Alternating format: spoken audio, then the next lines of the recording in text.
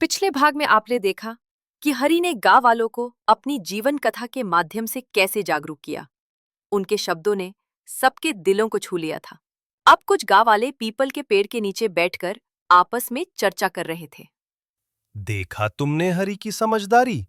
चाहते तो पूरी उम्र शहर में ऐशो आराम से जी सकते थे, लेकिन उन्होंने सब कुछ त्याग दिया। बड़ी नौकरी, गाड़ी, बंगला और अपना लिया सीधा साधा जीवन। और देखो, हम में से कुछ जो उस विनायक लाल के पीछे चल पड़े थे, जिसने सिर्फ पैसे का सपना दिखाया था, सुकून का नहीं। लेकिन सोचो, अगर सीता के साथ वो दुर्घटना नहीं होती तो शायद हरि भी गांव लौटने का निर्णय ना लेते। घटनाएं तो कहीं भी किसी के साथ हो सकती हैं, लेकिन जो इंसान में दूसरों के लिए कुछ करने की सच्ची भावना हो, वही ऐसे बड़े फैसले ले सकता है। हर कोई त्याग नहीं कर सकता। बिल्कुल, शहर में उनके पास सब कुछ था, गाड़ी, बंगला, नौकर चाकर। फिर भी उन्होंने वो सब छोड़कर यहां आकर खेती की, मिट्टी से रिश्ता जोड़ा। और हम लोग हमेशा इन चीजों के मोह में ही फंसे रहते हैं। हमने उन्हें यहाँ जमीन देकर अच्छा ही किया। अगर नहीं देते तो शायद किसी और गांव में बस जाते।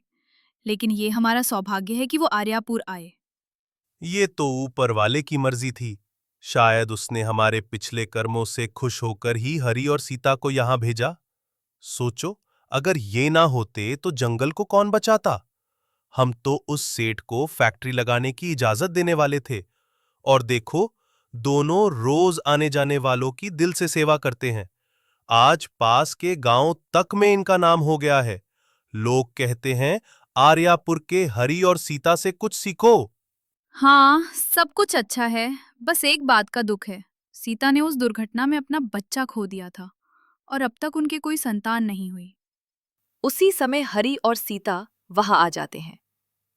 सब लोग सम्मान से खड़े हो जाते हैं।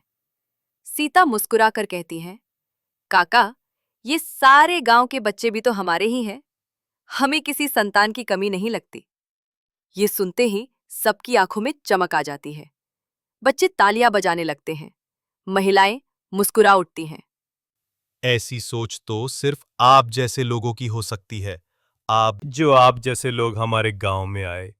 काका, अच्छे कर्म तो हमारे हैं, जो आप जैसे समझदार और दिल के साफ लोग हमें मिले।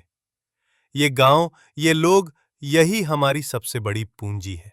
चारों ओर प्रसन्नता की लहर दौड़ जाती है।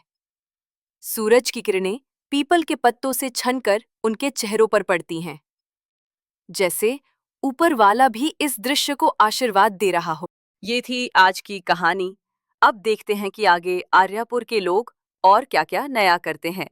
तो देखते रहें कहानी आर्यापुर की, और इसे लाइक, शेयर और सब्सक्राइब करना ना भूलें।